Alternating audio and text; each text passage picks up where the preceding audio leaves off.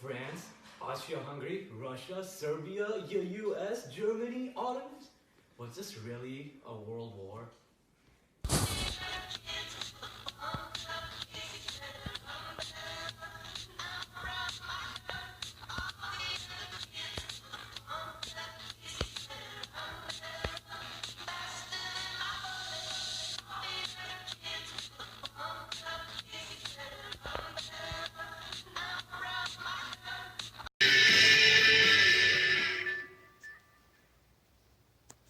Hello, I'm John Green, and welcome to Crash Course World History. The cause of World War I can be tracked down to a single event, the assassination of Franz Ferdinand, the Archduke of Austria-Hungary. What, Stan? We have actual footage of this? Live footage? Yo! Stop! Man! What? That was crazy. Never before seen footage. Okay, but let's back it up a little. Austria-Hungary and Serbia had a tension way before the assassination of Franz Ferdinand, or Ferdinand, whatever. Okay, basically when Serbia gained its independence from the Ottomans, it was surrounded by Austria-Hungary, and Austria-Hungary felt a threat by Serbia. So when Franz Ferdinand got assassinated, they had an excuse to start a war. And there is the start of World War I. Austria-Hungary declared war on Serbia on August 1914, and they went into their triple alliance with Germany and Italy. Germany, Italy, and Austria-Hungary created this triple alliance to protect each other and defend each other from their enemies of France, Britain, Russia, etc. Later, the Ottomans and Bulgaria joined the triple alliance. Well, not really triple alliance, but, Germany, Austria-Hungary, their side. On the other side, Serbia's side, Serbia also had many alliances, such as France, who was against Italy, Russia against the Ottomans, Britain against Germany, so on. Later on, the United States joined Serbia. Many new inventions and technologies and innovations were brought into World War I, such as trench warfare that was used to defend against machine guns, and new artillery such as machine guns and tanks and air weapons. Another new weapon that was invented and brought into World War I was chemical warfare, which was really devastating. But let's go into the thought bubble to better understand this topic.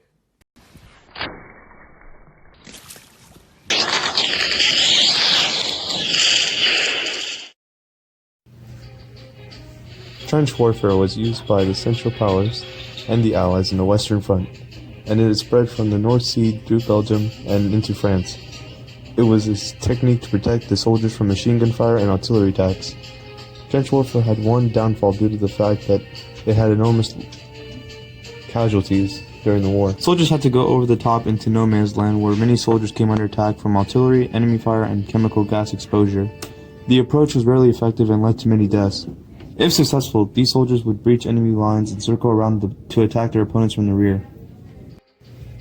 Chemical warfare was used in World War I as a weapon to wipe out the opposing side. Chemicals such as chlorine gas, phosphine, and mustard gas was used to kill many people during World War I. The Germans were the first to use chemical warfare. About 90,000 to 100,000 people were killed and leaving 1.3 million people injured. Though chemical weapons were responsible for only about 1% of the Great War's death toll, they provided the 20th century with a dangerous new weapon of mass destruction. Machine guns in World War I could sustain fire of 500 rounds per minute, allowing troops to cut down attacking enemies with ease.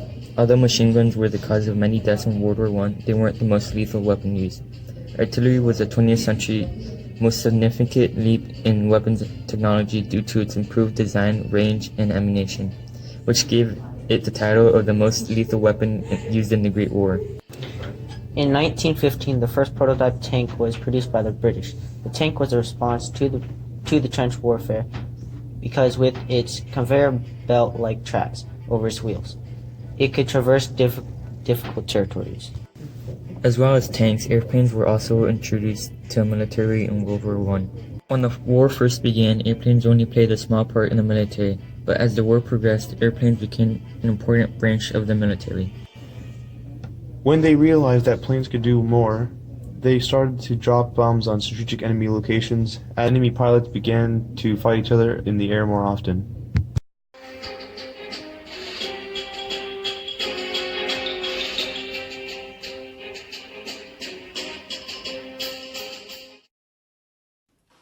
The effects of World War I had a huge impact on cultures, countries, societies, and gender roles. Countries such as, on the losing side, countries such as the Ottomans, Austria-Hungary, and Germany lost many of their lands.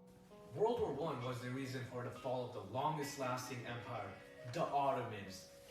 The Ottomans got broken up into Palestine, Syria, Lebanon, Iraq, and Jordan. The British, which is an imperialist country, took over Palestine and Syria, while France got Lebanon. Another country on the losing side, which was Germany, also lost many land and power due to the Treaty of Versailles. We all know how that turns out. Germany lost many of their lands to the surrounding countries such as Poland and Serbia. Austria-Hungary also lost many of its power. Their monarchy got deleted and they got broken up to Austria and Hungary. Austria-Hungary. The fall of the monarchies and empires were the least of the problems. Millions of people died, people lost their homes, their families. Hard to believe it, but there was actually benefits to World War I. But first, let's see what's in the open letter, brought to you by Carrier Pigeon.